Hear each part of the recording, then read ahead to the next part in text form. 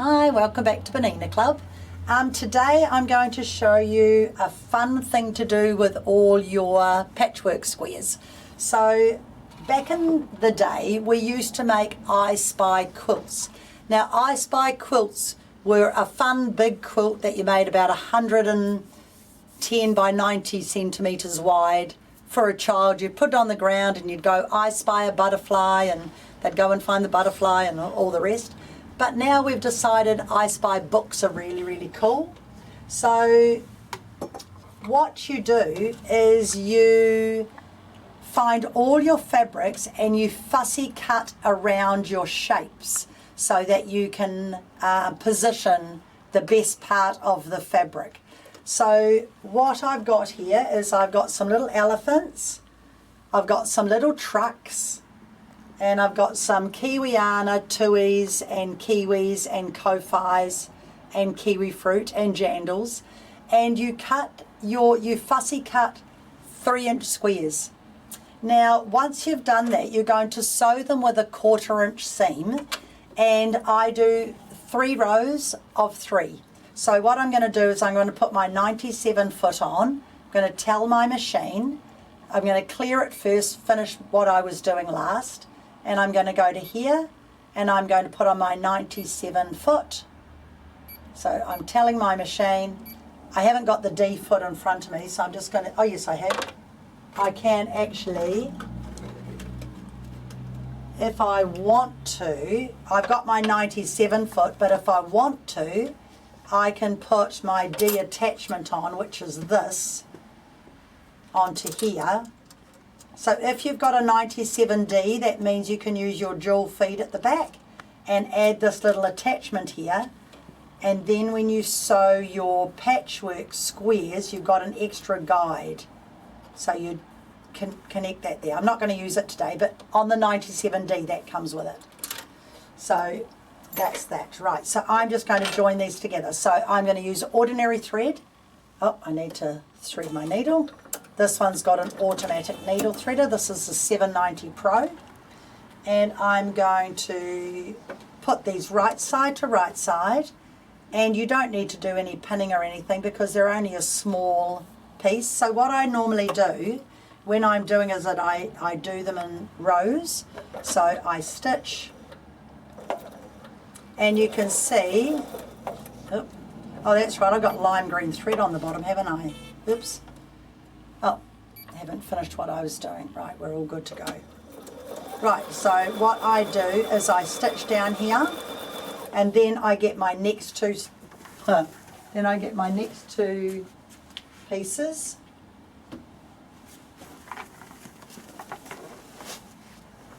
And I stitch down like that, and I do row upon row upon row upon row, and that's how I strip piece them. And then I press them to one side and then I do the next row. But on this one, because I'm only showing you one, use my scissor, lift my work up. So pretend I've done loads of rows, and then I come down and, oh, I'll put this on this side actually, because it's a dark one in the middle. I try not to put too many lights and darks together, I try and mix them up. So then I just do my next row, and I do row upon row upon row upon row. Now usually for 3 rows per page is plenty, and 4 pages per book is plenty. So once you've done this, you then would press it, and I'll just show you this one. So what I've done here is I've done 2 rows of 3, and you can see I've actually pressed my seams one way and the opposite way when I joined them, but when I join the top to bottom I press my seams open. So this one, let's have a look where this one would go. If I'm going to put this one here, these have been pressed to that way. I'll just turn it over and show you. So those seams have been pressed to the right. When I put these ones down, you've got to make sure you don't do them upside down. I would press these seams before I stitch them to the left. and this is the one time I do put a pin in. So I would go to the iron and press these. I forgot to bring my iron out to show you, but I think you get the idea. So you've got one seam going that way and one seam going that way, and then you just simply stitch across the bottom.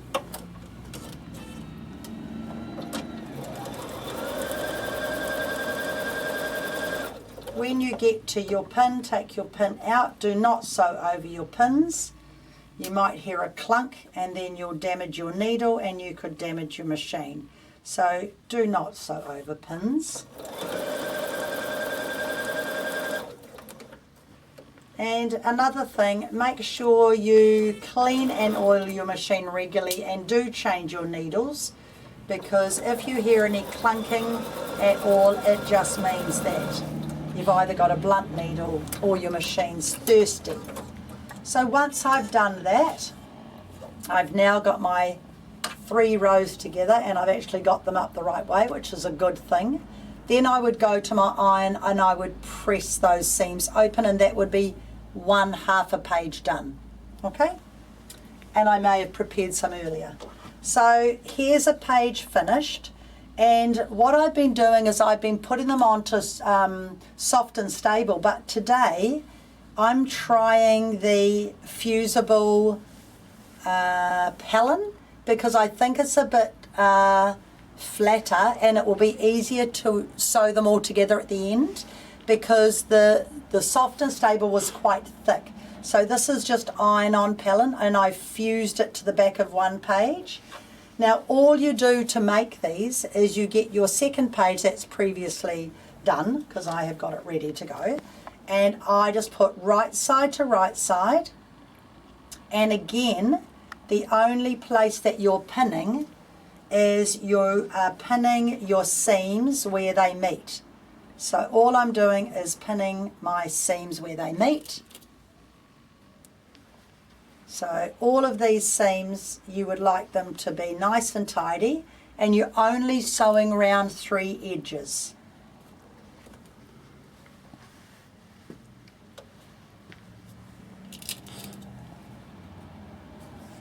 So all of the seams, if you do this, make this effort, you'll end up with a really nice finish. The child is not going to mind if the seams aren't perfect, but you might as well get them as good as you can get. Now all you do to make the book, these are very quick and easy, so you can have 4 pages sandwiched ready like this. On your foot there are 1/4 inch markings down the side of your foot, and so what you do is you run this along, and this is why I'm not using the guide here so you can actually see this. So I'm running this along here. You can backstitch if you like, but it doesn't necessarily have to happen, because you're going to be turning it through and top stitching it. So when you get to your little tuck there, now when I get down to here, I want to stop, whoops, 1/4 inch from the edge, turn my work, do 1 stitch and turn it again. That fabric has stretched a little bit because I've previously pulled it apart. So if you're wondering why that went over the edge, don't panic. I have pulled that apart a couple of times to show people. So stitch down. So when I get down to my corner, oops, maybe I should be good, seeing as I've pulled it apart a couple of times, and put a pin there to stop that from happening. So when I get down to here,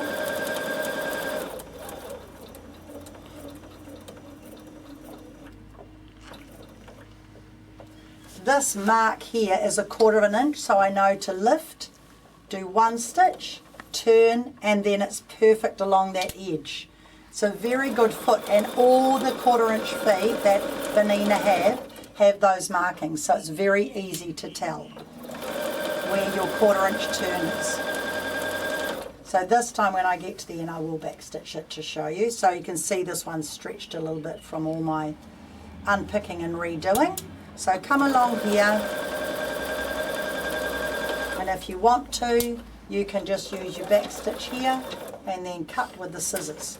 Now all you have to do for each page is to trim it like that and like that, clip it, and then I use my wonderful little point turner, or you can use your clover point turner, whatever you've got, and I just get my corner, pop it out, get my corner and pop it out, and then I just make sure it's how I like it, pop it out like that, and I run my point turner down my seam to flatten it, do the same to this end, and I run my point turner down there and run my point turner down there. Then I would go to my iron and press it, but as I don't have my iron, I'm just going to top stitch it. Now I'm going to take out my lime green bobbin because that wouldn't be a very good look in on the back of my page, and I'm going to find my, there it is, my white thread that I had to wind a bobbin. Oh, I've got brown on my bobbin, so I'm not going to wind thread on top of thread. You take off any thread you've got there because you do not want to cover it with another colour. You'll never get to the bottom thread again. And also, if you do have a thread underneath a thread, what can happen is the tension goes on the thread when you're getting a bit lower, and all you end up with is jammed up mess. So don't do it. So you can wind your bobbin. Now if you need to slow your bobbin winder down, this is where you do it on the screen. So I can slow that down. I can leave it to wind a full bobbin, or I can stop it at any time. So if I stop it now, that's fine. Just lift it up and cut it. So there's a cutter there, and then obviously shiny side down to wind a bobbin, shiny side down in here, and around like that. So when I top stitch this, I'm not going to do the stitch across the corner. All I'm going to do is I'm going to put my foot along that edge, and I'm going to lengthen my stitch length out so I'm quilting, because I'm now quilting, top stitching, sorry. So now I'm just going to run my foot along the edge. Oop. If you're starting close to the edge, you should have a starter on there. See how it's not going? I need a little starter, a little bit of fabric. Here's a bit of fabric. So can you see it's pushing it away? So what I do is I normally have a little bit of fabric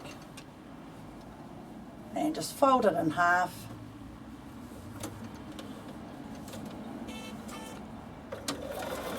Then you've got something to kind of hold on to, and it won't happen.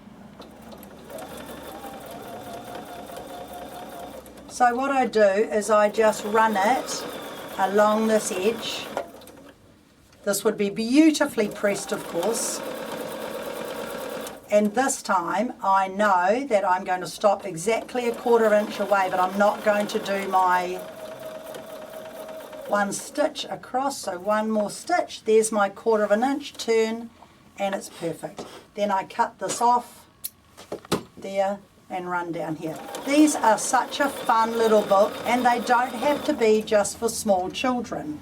So these are quite a good thing to do if you want to add texture to them as well.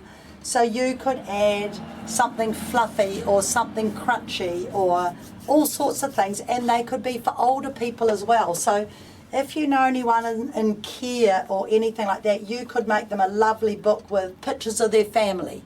You know, like the sky's the limit really. This is just one little idea, but you could do so many things with making a little soft book. So yeah, it could be textures, it could be all colours, it could be different designs, it could be flowers. There is no reason, I forgot to leave my needle down, no reason why you can't make these for any age group.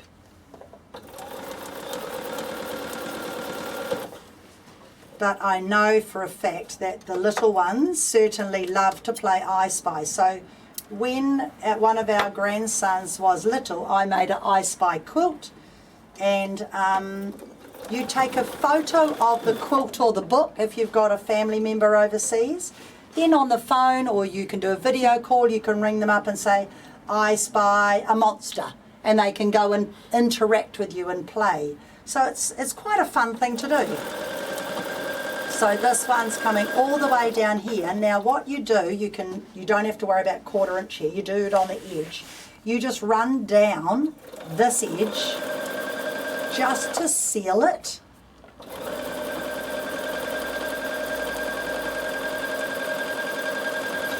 And reverse it. Now, that now is 1 page of your book. You trim off your edges like that. And there you have, and that little bit of thread, oops.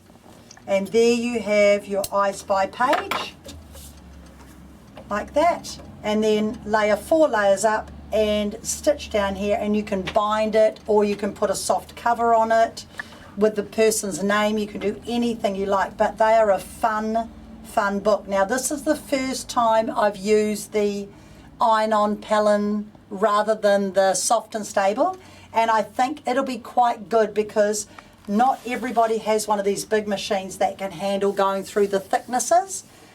So I think this would be a good alternative, and it will make it a little bit flatter. But yeah, they are a lot of fun. Now, the other thing you can use with your fabrics is you could use your children's old clothes, or yeah, anything you like. But just try and make sure you don't have more than 1 picture the same per book. So you can see this one is quite different. Alright, so every page you want to have it different. But that's just a fun idea. I think it's quick and it's easy, and you've got time to make it before Christmas. Alright, well, Merry Christmas, and have a Happy New Year. And I'll be back with my Bernina Club videos next year.